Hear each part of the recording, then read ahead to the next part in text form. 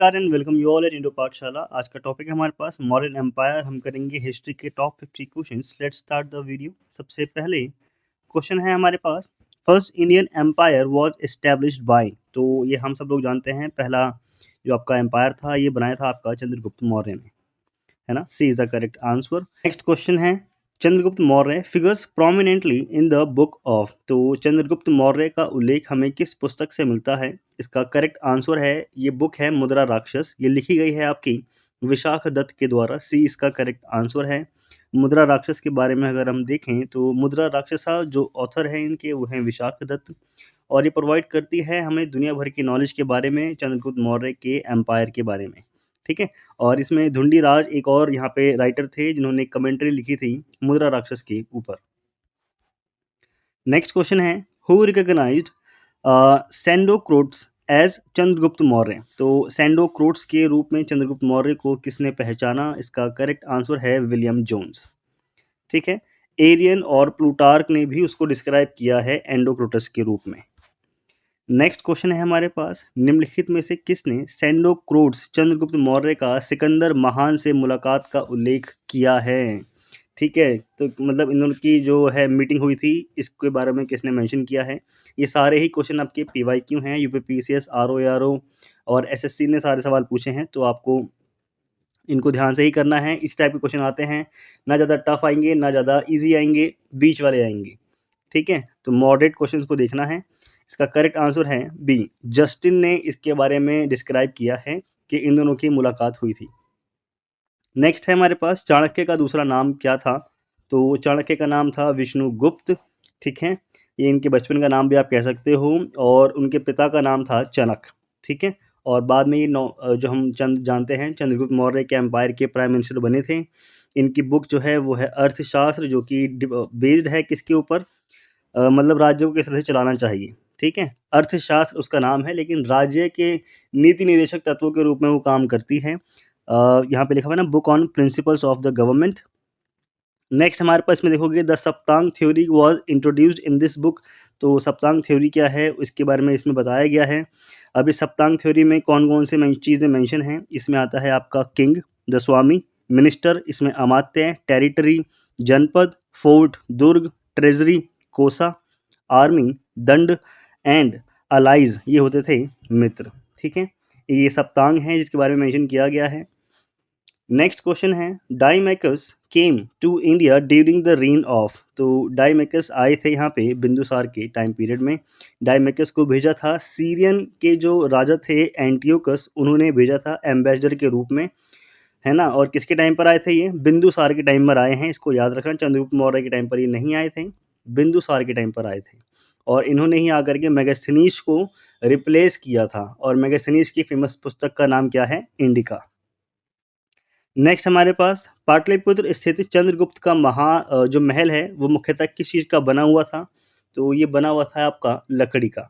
ठीक है। वुड्स का ये बना हुआ है, जो खोज में हमें मिला है, डिस्कवर्ड इन बुलंदी बाग एंड कुमरार नियर पटना, जिसका पुराना नाम था पाटलिपुत्र। ठीक है। और जो एक्सकेवेशन का काम किया है ये किया था आपका डीबी स्पूनर ने। ये सारे ही पॉइंट जो हैं सारे मेंशन हैं, और एक एक सवाल 3-3 4-4 बार पूछा गया है।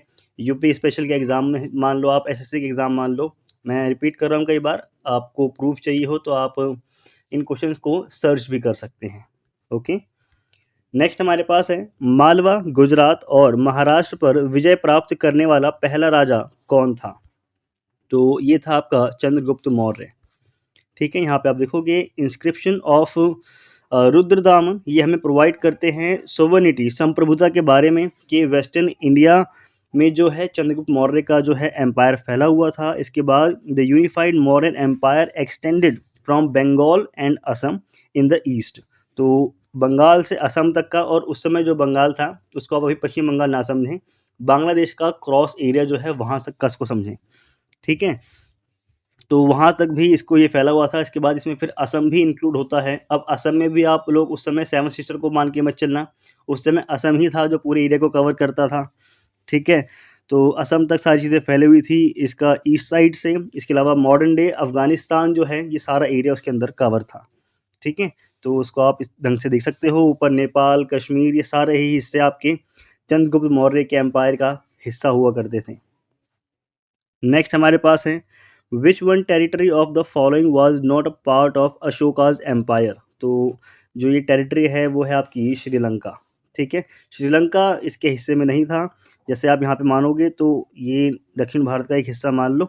ठीक है, तो इतने बीच का हिस्सा जो ये वाला हिस्सा है ना, ये वाला, ये उसके अंडर में नहीं आता था, और इसके ऊपर का सारा ही हिस्सा जो था अफ़गानिस्तान, नेपाल, है ना, कश्मीर, ये सारा हिस्सा चंद्रगुप्त मौर्य के पास था। तो सी इज़ द करेक्ट आंसर। यहाँ पे आप देख सकते हो the second inscription of Ashok, ये क्लैरिफाई करता है कि चोला, पांड्या, सत्यपुत्र यानी कि जो चेर कहते थे ना, चेर का भी एक राज्य है, चेरों का भी एक इलाका हुआ करता था, चेर, चोल, पांडे सारे जो हैं, तो ये उनको सत्यपुत्र कहा जाता था चेरों को। तो सत्यपुत्र, केरल पुत्र यानी कि केरल, ताम्रपर्णी, श्रीलंका, ये जो हिस्से थे ये मौर्यन एम्पायर के अंदर नहीं आते थे। नेक्स्ट है हमारे पास India's first hospital and herbal gardens were built by. तो सबसे पहले किसके द्वारा बनाया गया था इनको? करेक्ट आंसर है अशोक। ठीक है, और जानवरों के लिए अस्पताल भी सबसे पहले जो है वो अशोक ने ही बनवाया था, तो ये आपको याद रखना है। नेक्स्ट हमारे पास अशोक के शासनकाल के दौरान एक बौद्ध परिषद कहाँ आयोजित की गई थी? तो अशोक के टाइम पे जो हुई थी, आपको इस तरह से याद कर सकते हो, मैंने आपको प्रीवियस क्लास में बताया था, आपको इस तरह से याद करना है जैसे राजगृह, वैशाली, पाटलिपुत्र। ठीक है, तो पाटलिपुत्र में ही अशोक का टाइम पीरियड था, क्योंकि यहाँ पर था आपका अजातशत्रु, कालाशोक एंड देन अशोक। तो जो तीसरी संगति हुई है आपकी, ठीक है, वो आपकी पाटलिपुत्र बी, यहाँ मतलब पाटलिपुत्र के अंदर हुई है अशोक के टाइम पीरियड में। जो टाइम पीरियड है मैंने वो भी आपको प्रीवियस क्लास में याद करवाया है। जैसे कि पहली बौद्ध संगति हुई आपकी 483 बीसी, फिर उसके 100 साल बाद 483, 383, 250। ठीक है, तो 250 एडी बीसी की मैं बात कर रहा हूँ। ठीक है, 250 बीसी की बात चल रही है जब यहाँ पे आपकी थर्ड बौद्ध संगति होती है। तो ये सारी चीज़ें मैंने आपको यहाँ पे क्लियर कर दी हैं। नेक्स्ट है हमारा इसका करेक्ट आंसर है हमारे पास क्या? पाटलिपुत्र। ठीक है, B is the correct answer. यहाँ पे आप देख सकते हो according to Sinhalese folklore. Extra fact अगर हम देखें तो अकॉर्डिंग टू सिन्हेलीज फोल्कलोर, यानी कि सिन्हेली के साहित्य के हिसाब से, लोक साहित्य के हिसाब से अगर हम देखें, एक्स्ट्रा फैक्ट में अगर हम देखें तो सिन्हेलीज फोल्कलेयर यानी कि सिन्हेली के लोक साहित्य के हिसाब से दीपवंश और महावंश यानी कि जो थर्ड बुद्धिस्ट काउंसिल है, ये आपकी पाटलिपुत्र के अंदर हुई है, जैसे कि मैंने अभी आपको बताया था अशोक के टाइम पीरियड में। एक चीज़ मैंने और आपको बताना मैं भूल गया हूँ, चेयरपर्सन। ठीक है, मैंने आपको शासनकाल बताए अजातशत्रु, कालाशोक, अशोक और कनिष्क। ठीक है, फिर मैंने आपको ईयर बताए 483 ईसा पूर्व यानी कि बीसी, फिर 383, फिर 250 और फिर 98 कह सकते हो या फिर 1 एडी भी कह सकते हो। अलग अलग बुक्स में दोनों चीज़ें मेंशन की गई हैं। इसके अलावा इसमें आपका जो स्थान थे, लोकेशंस थी, वो थे आपकी राजगृह, वैशाली, पाटलिपुत्र, कुंडलवन कश्मीर के अंदर। फिर जो आपके अध्यक्ष थे यानी कि चेयरपर्सन थे, थर्ड वाले में थे आपके मोगलीपुत्र तिस। बाकी जो आपके फर्स्ट से लेकर के फोर्थ तक मैं मेंशन कर रहा हूँ, जिसमें थर्ड नंबर पे मोगलीपुत्र तिस आएंगे। जैसे कि इसमें आपका फर्स्ट थे महाकश्यप, सेकंड में थे सबाकामी और थर्ड पे आपके मोगलीपुत्र तिस हैं, और फोर्थ में आएंगे आपके वसुमित्र और अश्वघोष। अब वसुमित्र और अश्वघोष का किस्सा ये है कि वसुमित्र को पहले लीडिंग जो है वो सौंपी गई थी, पर बीच में इनकी मृत्यु हो जाती है, और बीच में फिर उनको आगे जो लीडरशिप है वो संभालते हैं अश्वघोष। ठीक है, तो यहाँ पे ये हमारा फैक्ट होते हैं पूरे। इसको हटा के चलते हैं आगे। नेक्स्ट क्वेश्चन है हमारे पास which of the following rulers were the followers of Buddhism. तो कौन कौन से थे जो बुद्ध को फॉलो करते थे? तो उसका करेक्ट आंसर है हमारे पास डी, बी और सी। अशोक और दशरथ के बारे में अगर हम बात करें तो दशरथ जो थे वो अशोक के पोते थे। ठीक है, यहाँ पे आप देखोगे Ashoka and his grandson Dasharatha were the followers of Buddhism. Dasharatha को अगर हम लोग जानते भी हैं, इन्होंने टाइटल अडॉप्ट किया था देव नाम का एज हिज ग्रैंडफादर अशोक। ठीक है, अपने ग्रैंडफादर अशोक की तरह ही इन्होंने ये आपका देव नाम का जो टाइटल है वो अडॉप्ट किया था। नेक्स्ट क्वेश्चन है हमारे पास रज्जुकाज वर। तो रज्जुका क्या हुआ करते थे? इसका करेक्ट आंसर है ये मॉडर्न एम्पायर में जो एडमिनिस्ट्रेशन संभालने वाले ऑफिसर्स थे उनको रज्जुका कहा जाता था। ठीक है, ये कैटेगरी थी आपके ऑफिशियल्स की in the rural area who worked as surveyors, combined with judicial functions with assessment duties. तो मेनली इनके पास जो है वो जुडिशियल पावर इनको दी गई थी, जो कि ये रज्जुआ कहलाते थे, लेकिन बाद में जैसा कि हम किताबों में पढ़ते हैं, इनको फाइनेंशियल राइट्स भी दिए गए थे। नेक्स्ट हमारे पास है व्हाट वाज सार्थवाह। तो सार्थवाह क्या था मौर्य एम्पायर के बारे में? इसका करेक्ट आंसर है कॉन्वे ऑफ मर्चेंट्स। तो मर्चेंट्स का जो कॉन्वे हुआ करता था उनको सार्थवाह कहा जाता था। नेक्स्ट हमारे पास which one of the following officials was not a part of Mauryan administration. तो इसमें से कौन सा अधिकारी मौर्य प्रशासन से संबंधित नहीं है? इसका करेक्ट आंसर है हमारे पास ए अग्रहारिका। ठीक है, अग्रहारिका इनसे संबंधित नहीं है, जबकि युक्ता, प्रदेशिका और रजुका इनसे संबंधित हैं। यहाँ पे आप देखोगे हिज थर्ड एडिक्ट मेंशन, यानी कि जो अशोक का जो थर्ड एडिक्ट है वो मेंशन करता है ऑफिसर्स के बारे में, जिसमें आपका जो युक्ता है, युक्ता कौन था? These were the district officials. ठीक है, ये आपके जो डिस्ट्रिक्ट होती है ना हमारी, वहाँ के ऑफिशियल हुआ करते थे जो कि रेवेन्यू को कलेक्ट करते थे। वहीं अगर हम बात करें रज्जुका की, तो रज्जुका क्या थे? रज्जुका हमने पहले भी देखा कि ये आपके रूरल एरिया में ऑफिशियल थे जो कि आपका क्या संभाला करते थे? सर्वेयर के रूप में काम करते थे। ठीक है, एडमिनिस्ट्रेशन को संभालते थे। इसके अलावा आपका जो प्रदेशिका हुआ करते थे, he was a top official of the division. He can be compared with the modern day commissioner. They used to perform judicial work also. ठीक है, तो वो रज्जुका के काम भी कर लिया करते थे प्रदेशिका। तो सबसे नीचे आपका आएगा युक्ता, देन आपका रज्जुका और उसके ऊपर आएगा आपका प्रदेशिका। ठीक है, नेक्स्ट है हमारे पास अशोक के शिलालेखों में प्रयुक्त भाषा क्या है? तो अशोक के जो भाषा है यहाँ पे मेंशन की गई है प्राकृत। एक्स्ट्रा फैक्ट के अंदर अगर हम लोग देखते हैं तो अशोक के जितने भी हमारे को इंस्क्रिप्शन देखने के लिए मिलते हैं वो आपके प्राकृत और ब्राह्मी लिपि में देखने के लिए मिल जाते हैं, सिवाय दो इंस्क्रिप्शंस को छोड़ करके जो कि हमें खरोष्ठी लिपि में लिखे हुए मिलते हैं। ये दो जो हैं खरोष्ठी लिपि में लिखे हुए, इसमें आपका पहला है शहबाजगढ़ी का इंस्क्रिप्शन और दूसरा है मानसहरा का इंस्क्रिप्शन। इसमें जो एक है उसको बर्बाद कर दिया गया था, रियून कर दिया गया था। रिटन इन अरामाइक स्क्रिप्ट इसमें लिखा हुआ था ये, और ये था आपका तक्षशिला से। ठीक है, यानी कि अरामाइक लिपि में भी एक मिला है, लेकिन उसको नष्ट कर दिया गया था उस टाइम पे। नेक्स्ट क्वेश्चन है हमारे पास अशोक के शिलालेखों को सबसे पहले किसके द्वारा पढ़ा गया था? तो ये थे आपके James Prinsep. Is the correct answer. Ashok के पत्थर के स्तंभों के संबंध में निम्नलिखित में से कौन सा कथन गलत है? तो जो गलत है वो ये है कि these are the part of architectural structure. ऐसा बिल्कुल भी नहीं है, ये अशोक के आर्किटेक्चर के बारे में बिल्कुल नहीं बताता। नेक्स्ट अगर हम देखें, ये है हमारे पास निम्नलिखित में से कौन सा सुमेलित नहीं है? तो कुमार गुप्त फर्स्ट, इन्होंने लिखा था मंदसौर इंस्क्रिप्शन, नहीं लिखा नहीं है, या मेरे कहने का मतलब है मंदसौर इंस्क्रिप्शन इनसे संबंधित है। पट्टिका तक्षशिला इंस्क्रिप्शन इनसे संबंधित है। प्रभव गुप्ता, प्रभावती गुप्ता, ये इसका संबंध है उदयगिरी केव इंस्क्रिप्शन से। समुद्रगुप्त का संबंध है एरेना इंस्क्रिप्शन से। इसमें से गलत वाला बताना है, तो जो गलत है वो है हमारे पास सी, प्रभावती गुप्ता, ये इनका संबंध उदयगिरी केव इंस्क्रिप्शन से नहीं है। ठीक है, नेक्स्ट हमारे पास गुर्जरा लघु शिलालेख जिसमें अशोक के नाम का उल्लेख है, ये किस में स्थित है? तो ये है आपका दतिया डिस्ट्रिक्ट मध्य प्रदेश के अंतर्गत। ठीक है, तो गुर्जरा लघु शिलालेख ये कहाँ पर है? आपका दतिया के अंदर, एमपी के में। नेक्स्ट है कालसी किसके लिए प्रसिद्ध है? तो कालसी प्रसिद्ध है आपका रॉक एडिक्ट्स ऑफ अशोक।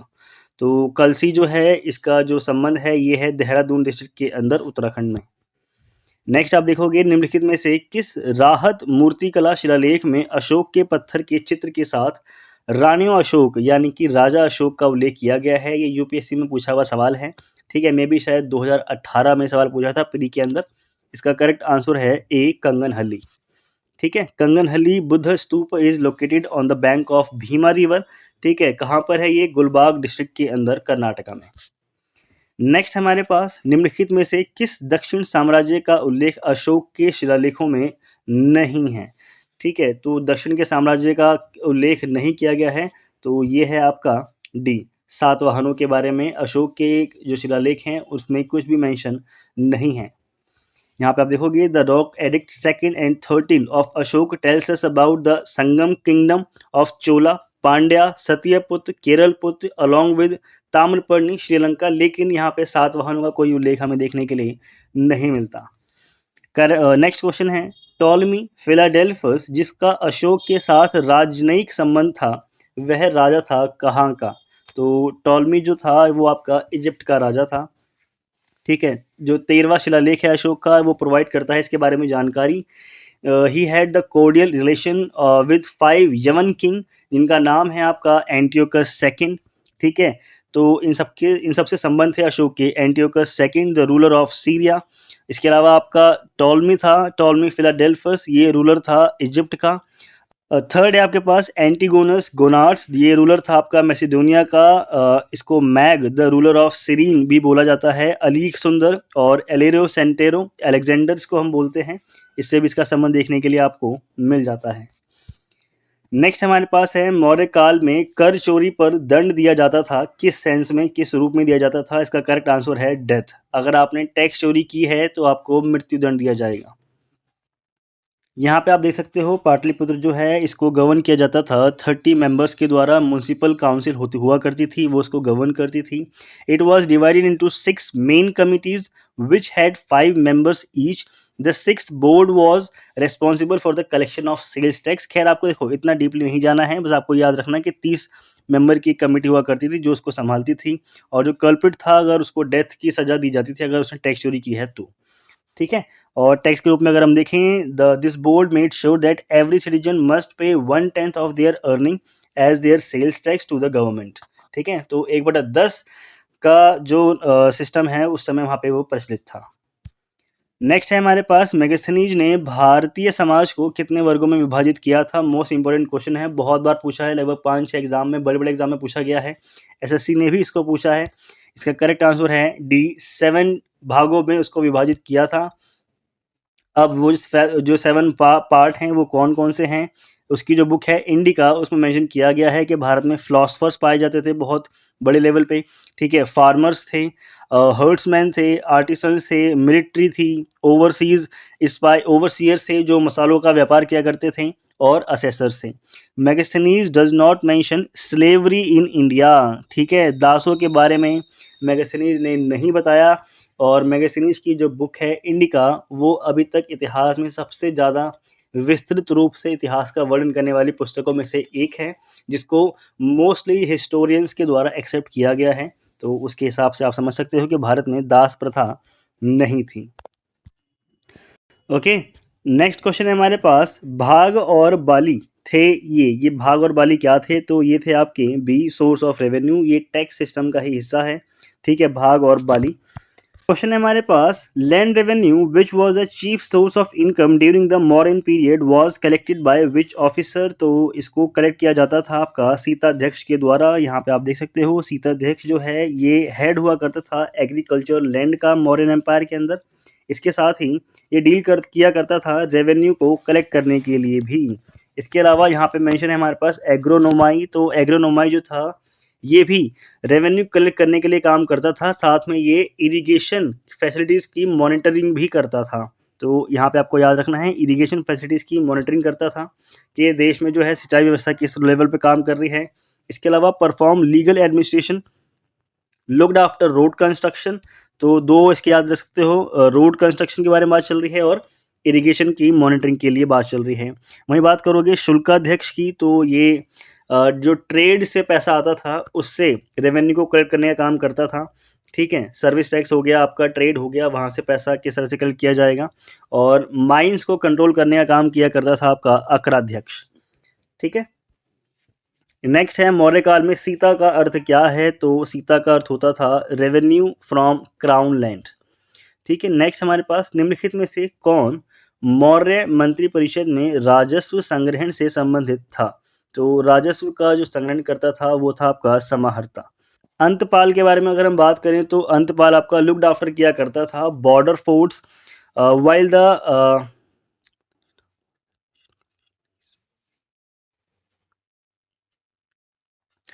अंतपाल के बारे में आप देखोगे तो ये आपका जो फोर्ट हुआ करते थे, यानी कि जो बॉर्डर हुआ करते थे वहाँ पे जो किले हैं उनकी सुरक्षा का काम किया करता था। और प्रतिष्ठा, जो प्रतिष्ठा था आपका ये आपका कमिश्नरीज को संभालता था। ठीक है, तो उसको आप प्रदिष्ट्री भी बोलते थे उस टाइम पे, और प्रतिष्ठा भी आप इसको बोल सकते हैं। नेक्स्ट हमारे पास है निम्नलिखित में से कौन सा मौर्य अधिकारी बाट और माप का प्रभारी था? तो बाट और माप का जो प्रभारी था वो था आपका पौतवाध्यक्ष, ठीक है? यहाँ पे आप देख सकते हो जो पण्याध्यक्ष जो सेकंड नंबर पे हमारा मेंशन है पण्याध्यक्ष, ये काम किया करता था कॉमर्स डिपार्टमेंट को संभालने का। सीताध्यक्ष को हमने पीछे देखा था, ये एग्रीकल्चर जो लैंड है एग्रीकल्चर डिपार्टमेंट को संभालने का काम किया करता था। और सुनाध्यक्ष जो था वो आपका हेड था स्लॉटर हाउस का, ठीक है, बूचड़ खानों का। वहीं हमने बाद में देखी अभी बाट और माप का जो प्रभारी हुआ करता था वो कौन था? आपका पौतवाध्यक्ष।